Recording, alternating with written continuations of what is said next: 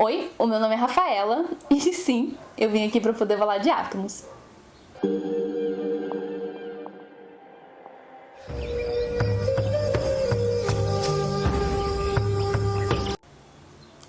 Nesse canal você já deve ter ouvido falar um pouquinho sobre átomos, mas nosso objetivo aqui hoje é traçar um histórico com todos os experimentos que nos ajudaram a entender melhor a física nuclear.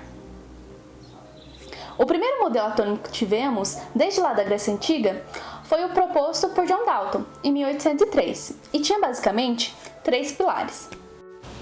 A parte mais básica de qualquer elemento é composta por partículas bem pequenininhas, chamadas de átomos, que não podem ser divididas. Todos os átomos de um mesmo elemento são exatamente iguais. Ao combinar diferentes átomos, podemos formar os compostos. Então, no caso da água, teríamos 2 átomos de hidrogênio, que ao se combinarem com um átomo de oxigênio, teríamos a formação do composto água. Essa teoria ajudou a entender melhor a lei das proporções, pois todos os compostos seriam formados através de proporções entre diferentes átomos. Porém, de fato, ainda não teríamos uma prova objetiva da existência e do comportamento dos átomos.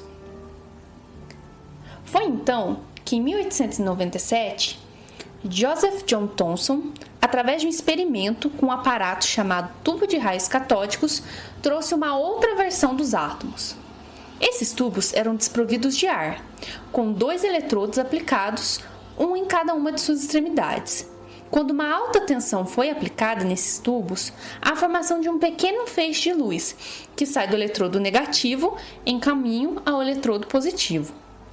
O mesmo vale ao aplicar um ímã próximo aos raios, há o desvio deles. A partir daí, poderia-se inferir que tratava de um fluxo de cargas elétricas negativas e que não mudava seu comportamento mesmo mudando o material. Mas se os átomos eram estruturas sólidas e estáticas, o que estava causando esse desvio nos raios? Bom, a conclusão que ele chegou era de que o que causava tal efeito seria uma parte do átomo, que estaria distribuída de forma aleatória sobre o átomo. Assim como várias passas em cima de um pudim, haveria vários elétrons sobre um átomo. Esse aparato fez muito sucesso na época e chamou a atenção de vários cientistas, entre eles William Röntgen. Ele queria então dar uma mudadinha no experimento, aplicar uma corrente elétrica através de uma bobina de indução. Como ele ficou muito intrigado com aquela luzinha, ele queria então poder isolá-la de uma certa forma para entender o que estava acontecendo. Então ele pegou esse aparato e tapou com papel preto. Ele então adicionou perto do tubo uma placa de platino cianeto de bário, um material fluorescente, e decidiu o seguinte: por que não colocar vários objetos entre essa placa e o tubo? Será que a luz os ultrapassa? E sim, esses materiais eram ultrapassados, deixando uma impressão na placa de platino. Então, ele decidiu trocar a placa pelo material fotográfico. E ao colocar a mão entre o tubo e a fotografia, adivinha o que saiu dali? Isso aqui te lembra alguma coisa? Ali então, ele descobriu uma nova forma de radiação. E como ele não sabia muito bem como nomeá-la, resolveu dar o nome de X. Talvez você também conheça por esse nome, raios X. Através dessa descoberta, ele ganhou o primeiro Nobel de Física, em 1903.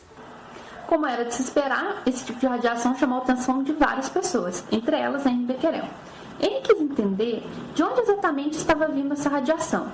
Então, ele resolveu pegar uma amostra de um material que era considerado fluorescente, o urânio, embrulhá-la e guardá-la, de forma que não sofreria nenhum tipo de influência, de, por exemplo, as radiações do Sol. E quando ele foi buscar a amostra novamente, ele se deparou com essa espécie de foto. Ele notou então que o urânio era o responsável por essas radiações, pois quanto maior a quantidade de urânio, mais intenso elas eram. Então, ele, juntamente com Pierre e Marie Curie, batizaram esse efeito de emissão constante de radiação de radioatividade. E tal descoberta rendeu aos 3, em 1903, o Prêmio Nobel de Física. Pierre e Marie Curie decidiram então continuar os estudos de Henri Becquerel. E eles perceberam que esse comportamento não era bem uma exclusividade do urânio. Então, eles resolveram estudar uma rocha chamada Pet Blenda. Lembrando que uma rocha pode conter vários outros elementos. Então, eles decidiram pegar uma grande quantidade dessa rocha, que tinha uma atividade bem intensa, e isolá-la através de processos químicos no laboratório. Então, eles descobriram nada mais, nada menos, duas novas figurinhas para o álbum chamado Tabela Periódica: os elementos rádio e polônio. Então, se outros materiais apresentavam esse comportamento e o que definia a intensidade da radiação era se eu tinha mais ou menos do mesmo elemento, o que então estava causando essa radiação? Seria algo então mais elementar ainda dentro do átomo.